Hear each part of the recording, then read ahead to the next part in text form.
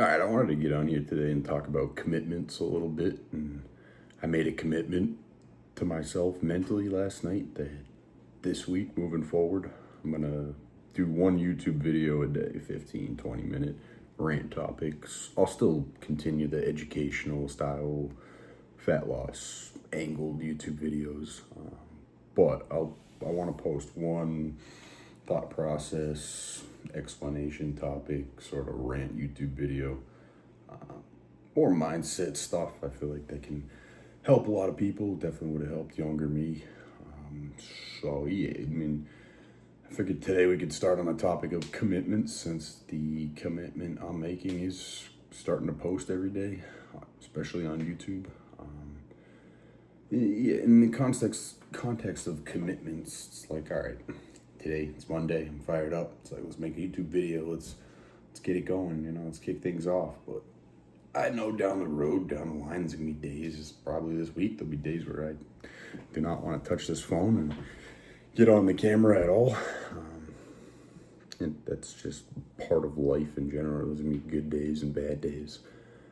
But I think when we do, sorry, I'm going to commit to this, or I'm going to do this, or I have this goal, that goal, the other thing.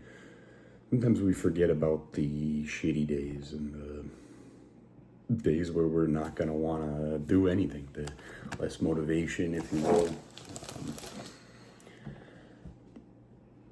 Which isn't a bad thing at all, and it's life in general, but don't set false expectations thinking every day is going to be like today. I mean, it's raining out right now. I could sit down here and make a bunch of content if I wanted to, but other days it's going to be nice out, or I'm going to be out and about doing stuff, client work, and I might feel like I'm not going to have the time, or I might be posting a YouTube video in the middle of the night. And I know it'll be difficult to an extent, so mentally I'm setting myself up for that, meaning, all right, 15, 20 minutes.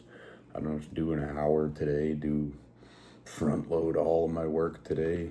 It's like, space it out slowly every single day, build a little consistency. And that's where you should focus in fitness, bulking, weight loss. It doesn't really matter whether you're starting or whether you're super advanced. It's like slowly layering in a little bit. And don't commit to a marathon every single day, but something challenging, something that scares you a little bit, something that you know is going to be hard to stick with on difficult days.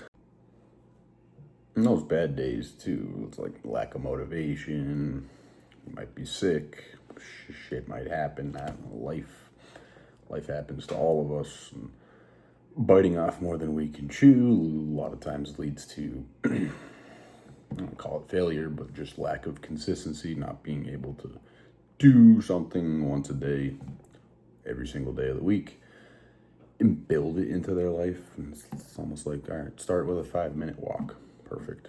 All right, you can do that for weeks on end. All right, we'll do 10 and kind of find that line of, all right, 15, 20 minutes of walking is a lot on those hard days. So, all right, let's 15 minutes. Perfect. Now, if one of those bad days shows up, you can stick to your 15 minutes of cardio or walking. It's just an analogy, but even this commitment I'm making, I'm not going to post a 2-hour, 3-hour video every single day and solely focus on that and stress about coaching and managing clients and just doing other life stuff, meal prep and going to the gym. Become too obsessed over something, eventually you fall off. There's some of us out there that can go 12, 14-hour days for a long time in one direction, but eventually we all know it's a little bit unbalanced. I have to say that balance is needed in any endeavor of life, but by unbalanced, I mean, like, don't do 3, 4, 5-hour YouTube videos every day.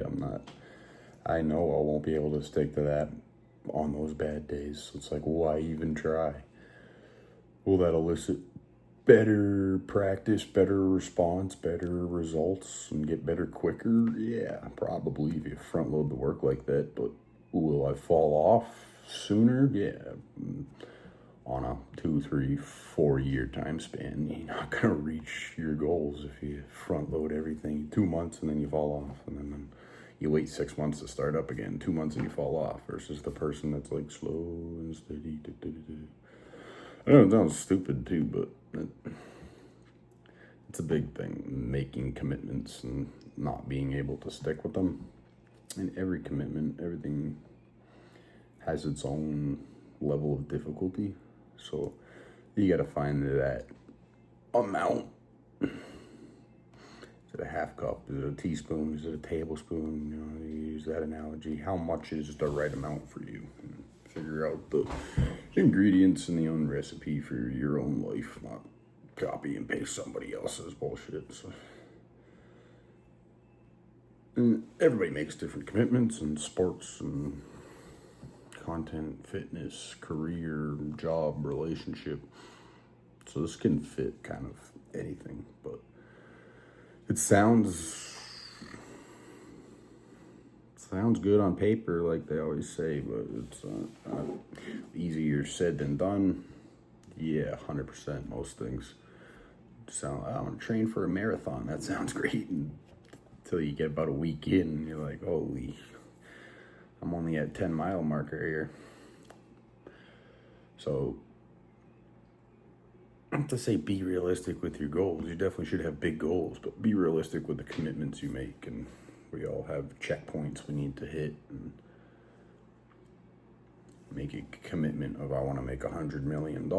Sure, you can make that commitment, but there's so many little micro commitments along the way that you're going to have to hit and achieve and layer in based on your environment, your individual skills, the passions that you have, and where you're at currently in life. So for the most part, yeah, it fits in every. I gotta get this new phone. This phone storage is fully maxed out. I'm like having to go in and delete a bunch of videos halfway through talking. But yeah, back to my point about just not biting off more than you can chew. Just be realistic about the commitments you're making based on where you're at. So, I mean, dude, if you're a fat fuck, I was a fat fuck one time, we're all there. If you've been there, maybe this hurts your feelings, but it shouldn't. If you're 400 pounds and you haven't done shit, but you want to, start slow. 10 Twinkies for breakfast, and I don't know, 2-liter bottle of soda and a box of donuts, and think about the worst possible diet somebody could have, and that might be you, might be your diet, whatever it is. But don't just take that terrible diet and swap it all to chicken and rice and think your body is gonna be like, yeah, this is great. Now, you might look good in the mirror, your emotions might be good for the first 3-4 weeks, but you're biting off way more than you can chew. And seriously, just how about 9 Twinkies instead of 10, and do that for a while, and you'll elicit some response. And the bigger you are, the less you have to change to elicit a response. So they also say the bigger you are, the faster you can lose weight when you start a diet. Well, if you're 400 pounds and you get on a diet right away, you can 4, 5, 6, 7 pounds in the first few months. The first few weeks. It's like, whoa, how does that happen? It's a lot of water weight, but it's also because they just took that horrible diet they were doing and flipped it 180. And now their body's just dropping water weight, intramuscular or intracellular water. It's all going. And then the body's going to be like, okay, we're in diet and we're eating. If you're able to stick to those foods too, you'll see the scale go back up a bit. Your body will figure out homeostasis and then start to drop weight. But that initial just drop down and spike back up, it's not sustainable to say the least. But you don't feel good at all, and very rarely can you manage and stick to it, unless you're like, I don't know, my wife just divorced me and this weight's off. It's cardio twice a day, 2-day workouts. You might be able to push past with that kind of emotional fire, but if you're just trying to change things and sharpen things up, better your own life, please don't switch everything all at once. Over the course of a year, you can slowly switch things. And I got a guy right now, he still eats fast food, man. Whatever. He's been doing it for a decade. Yeah, like we've tweaked his breakfast, we've tweaked his dinner. He's making progress, and like, why do we have to take out the cheeseburger? And is it healthy? No, sure, no. Your little nutrition fucking nuts are gonna be like, no, hey, it's bad for you. Yeah, sure. Based on what though? Is it bad in the context of overeating? Right. I mean, if you're in a deficit, you're using everything you're putting into your mouth on a day-to-day basis. Sure, I mean, there's the cancer argument and whatnot, but you can't really argue that food and junk food's bad if you're burning through it at that rate. And if you've been doing it forever. Eventually, sure, once he gets a six-pack and starts to get real lean, we're going to have to change things up and clean up that middle meal. For the first 8 months, I haven't changed a whole lot on the junk food cheating side. It's managing it, figuring out what works for you, and he enjoys it. The mirror's getting better. It's not starving all day long. And I don't know, I'm so passionate about this because I see it so often. It's frustrating. I did it for so long and it sucks. It's like you keep making those massive commitments towards weight loss or towards whatever, and you think something's wrong with you at some point. You know, why can't I do it? I got plenty of motivation. I got all the tools in front of me. Why can't I stick to it? So, I mean, I hope that clears up somebody's maybe yo-yo dieting context, or I don't know, I'm kind of losing my train of thought, but yeah, I mean, back to the commitment part, we all like to make false commitments. I did that for a while. It's like you're a dreamer rather than a doer. They say that a lot. Like, everybody talks like they're rich and jacked on the internet or playing a video game, but it's like in person, people meet you at where they're at, or they meet themselves at reality. But behind a screen or with headphones on, you can be a whole different person. That being said, the commitments we make are to gain confidence, to gain power, influence, gain strength, just better our emotions. 100%. It's to fix the emotional state, or hoping we're going to fix our emotional state in making such commitment and getting such result, which is true to an extent. Just the commitments we make are much too wide and too unrealistic, I guess. It's why Jenny Craig and Weight Watchers isn't that popular anymore. That's a whole other YouTube video.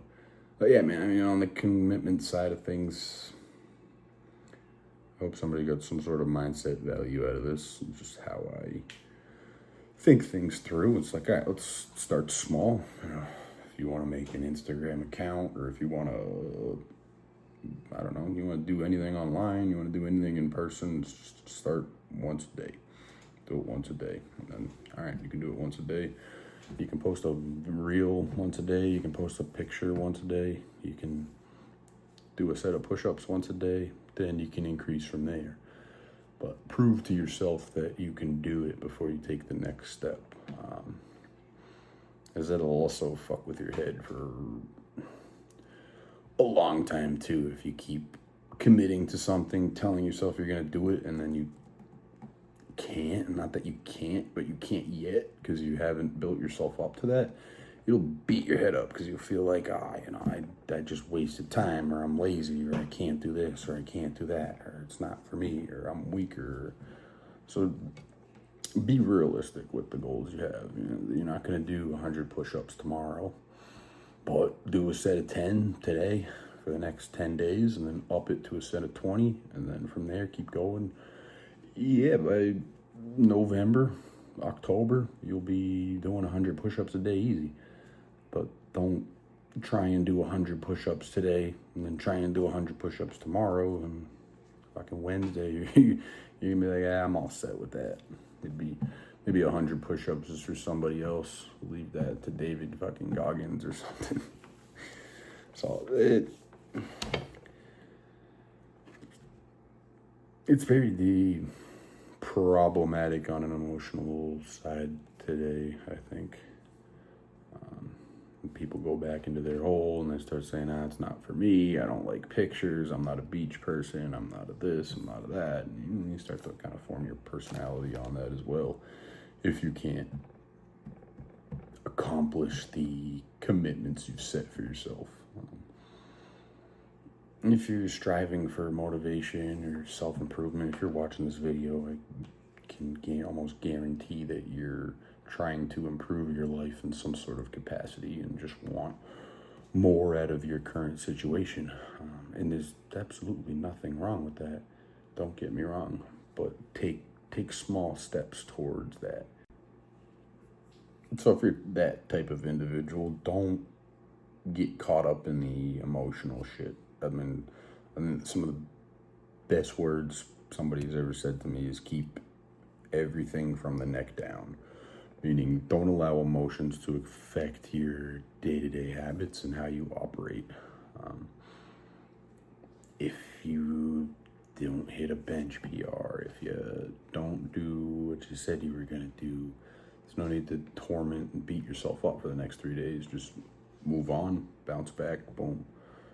The most successful people in life don't have anything special than we do. You know, I mean, all these celebrities. It's celebrity. It's a weird word in and of itself. It's like we're all humans. They have more attention due to their brand influence, maybe the music they've made, maybe the movies that they've come out with. For some reason, we look at them like gods or superstars, but realistically, those people usually just have a higher level of emotional resilience or a higher level of not giving a fuck. Something goes bad, they're like, well, seen this before. Nothing goes their way, they're like, oh well, figure out how to make it work. So don't allow emotions to depict your commitments or how you view your own life and your own goals. So strive for the top. Be realistic on the commitments you make to that goal, but don't be realistic on that top goal. No matter how high the totem pole a human being has climbed, you could do the exact same thing. We all have the same 24 hours in a day. It's just how bad do you want it and how much emotional resilience and emotional stress you can withhold. Standing in the fire when nothing seems to work. That's why there's very few celebrities, people at the top, rich people, jacked people, people with a six-pack. They're all in the 1% for a reason. I truly think it's emotional resilience. But yeah, I hope that helps somebody on the commitment side of things and setting realistic goals, slow and steady, and really realizing where you're at, coming to terms with your situation. All right, cool. It's all in the past. We fucked up. Let's move forward. No need to make changes or make big decisions or adjustments on how you feel. And another reason for buying a coach or buying a coaching system or hiring a mentor is just somebody that can give you advice and help you out without having any emotional bias on your situation whatsoever. So they don't care what you look like in the mirror, and they don't care what's going on day to day. And it's just, are we getting results? Is the system working? Okay, cool. Make these changes. It's hard to do it by yourself sometimes, as we are so emotionally strung up in things that we almost see a different reality in the mirror sometimes, which is crazy. Another crazy topic we could go over. It's like your mind will almost shapeshift yourself based on your emotional state. So, yeah, hope that helps. Keep all that in mind. Shoot me a follow on Instagram for shorter form content. And yeah, appreciate you guys watching this far. And if you got any value, definitely drop a comment. Let me know what helped, what didn't help. And have a great night, morning, evening, whenever you're watching this. We will catch you in the next one. Peace.